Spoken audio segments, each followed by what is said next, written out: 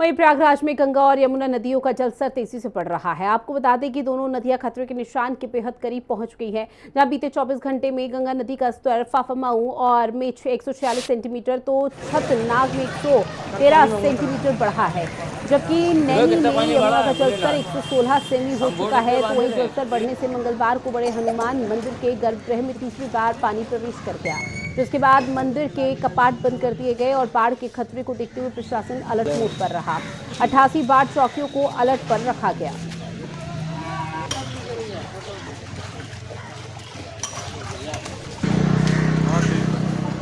प्रयागराज के संगम नगरी में अब गंगा और यमुना नदी दोनों उफान पर है। हालांकि आज सुबह गंगा और यमुना नदी दोनों ने अपना डेंजर लेवल जो है वो क्रॉस कर लिया है। उस वक्त हमारी मौजूदगी प्रयागराज के रसूलाबाद घाट पर है, जहां कल तक यहां पर आप अंतिम संस्कार हुआ करता था, लेकिन अब देख सकते हैं कि जहां पर अंतिम संस्कार हुआ करता था अब वो पूरा इलाका जलमग्न हो चुका है। हमारे साथ यहाँ के कुछ स्थानीय लोग हैं, सबसे पहले हम उनसे बात करेंगे और जानेंगे कि आखिर उन्हें किस किस प्रकार की दिक्कतों का सामना करना पड़ रहा है। भैया, सबसे पहले अपना नाम बताइए और किस किस प्रकार की दिक्कतों का आप लोग को सामना करना पड़ रहा है।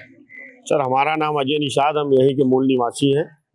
अब दिक्कत तो ये होता है सर कि जैसे यहाँ पे छोटी छोटी दुकानें लगती हैं और डेड बॉडी जलाने के लिए लकड़ी का भी व्यवसाय यहीं से लोग करते हैं, तो सारे व्यवसाय बंद हो जाते हैं।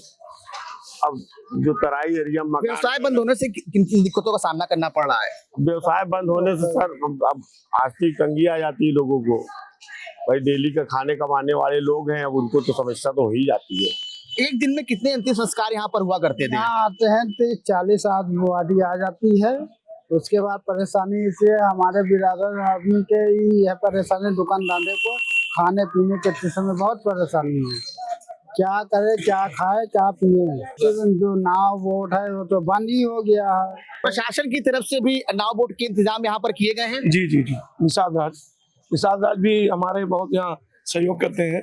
हम भी निषाद हैं, सन्नी निषाद, और अस्ताली रास्तों पे भी नाव लगाकर जो फंसे हुए हैं उनको निकालने का काम करते हैं। प्रशासन की तरफ से एनडीआरएफ की टीम, एसडीआरएफ की टीम और साथ ही साथ जल पुलिस को 24 घंटे अलर्ट रहने के निर्देश दिए गए हैं। 88 बाढ़ राहत चौकियां बनाई गई हैं, 26 बाढ़ राहत शिविर केंद्र बनाए गए हैं, जिसमें अब कुछ लोगों को शिफ्ट भी कर दिया गया है, क्योंकि जिस तरह से पानी लगातार बढ़ रहा है, आशंका जताई जा रही है कि 3 से 4 दिनों तक ऐसे ही पानी की रफ्तार बनी रहेगी। सौरभ मिश्रा, हिंदी खबर, प्रयागराज। वहीं देश के कई हिस्सों में बारिश का कहर लगातार देखने को मिल रहा है। कहीं पर बाढ़ जैसे हालात बने हैं तो कहीं भूस्खलन से जीवन पूरी तरह से अस्त व्यस्त हो गया। वहीं जम्मू कश्मीर से देवभूमि और यूपी से बिहार तक इसका असर देखने को मिल रहा है। बारिश के बाद नदियां उफान पर पहुंच गई तो वहीं कई जिलों में सड़कों पर पानी भर गया है। ये खास रिपोर्ट देखिए। मैदान से पहाड़, तबाही बादल फाड़, आसमानी आफत इंसान की शामत, सैलाब का सितम सहमा हिमाचल, सड़कों पर पानी, थमी जिंदगानी। बारिश की मार देश के अलग अलग हिस्सों में देखने को मिल रही है। कहीं बाढ़ जैसे हालात हैं तो कहीं भूस्खलन से जीवन अस्त व्यस्त हो गया है। लोगों का जीना दुश्वार है। मैदान से लेकर पहाड़ों तक कुदरत की मार झेल रहे हैं। जम्मू कश्मीर के डोडा में कुदरत का कहर देखने को मिला है, जहां बारिश के बाद नदियां उफान पर हैं, वहीं सड़कों पर पानी ही पानी है। लोगों का घर से निकलना मुश्किल हो गया, तो वहीं कुदरत के इस कहर ने कहीं न कहीं प्रशासन की पोल खोल दी है। ये तस्वीरें जम्मू कश्मीर के उधमपुर की है, जहां बारिश का कहर ऐसा हुआ कि कुछ लोगों का मकान गिर गए और लोग बेघर हो गए। अब उन्होंने सरकार से रहने के ठिकाना देने की गुहार लगाई है। मेरा मकान गिर गया बारिश की वजह से, तो जितना हो सके मेरी मदद की जाए, तो कोई टेंट वगैरह रहने के लिए दिया जाए। हम बड़ी मुश्किल से रह रहे हैं, गवर्नमेंट की तरह यही फरियाद लगाते हैं कि हमें कोई मकान की सुविधा दी जाए, तब तक टेंट ही दिया जाए। बड़ी बारिशें हुई और गांव में भी बड़े मकान गिरे, 3-4 मकान और भी गिर गए हैं। तो गवर्नमेंट से मैं यही फील करना चाहता हूँ कि सबको इंसाफ मिल जाए। हम अभी बड़ी मुश्किल से रह रहे हैं जहाँ पे। हिमाचल प्रदेश की मंडी में बारिश के चलते लैंडस्लाइड हो गई, जिससे एक कार दुर्घटनाग्रस्त हो गई, जिसके बाद यातायात भी काफी देर तक बाधित रहा। प्रशासन ने कड़ी मशक्कत के बाद रास्ता खुलवाकर यातायात शुरू किया। बारिश का कहर न केवल पहाड़ों पर बल्कि मैदानी इलाकों पर भी देखने को मिल रहा है। ये तस्वीरें बिहार की राजधानी पटना की है, जहां पटना एम्स में बारिश के बाद जल भराव की स्थिति बन गई है, जिसके चलते मरीजों और उनके साथ आ रहे तीमारदारों को परेशानियों का सामना करना पड़ रहा है। इसके अलावा गंदे पानी से बीमारी फैलने का खतरा भी बना हुआ है। इसके अलावा कई अन्य इलाकों में भी जल भराव हुआ है। रामनगरी अयोध्या में भी बारिश के बाद सरयू नदी का जलस्तर बढ़ गया है। वहीं रामनगरी में आने वाले श्रद्धालुओं और आसपास के इलाकों में रहने वालों के लिए प्रशासन ने तमाम तरह के अलर्ट जारी किए हैं।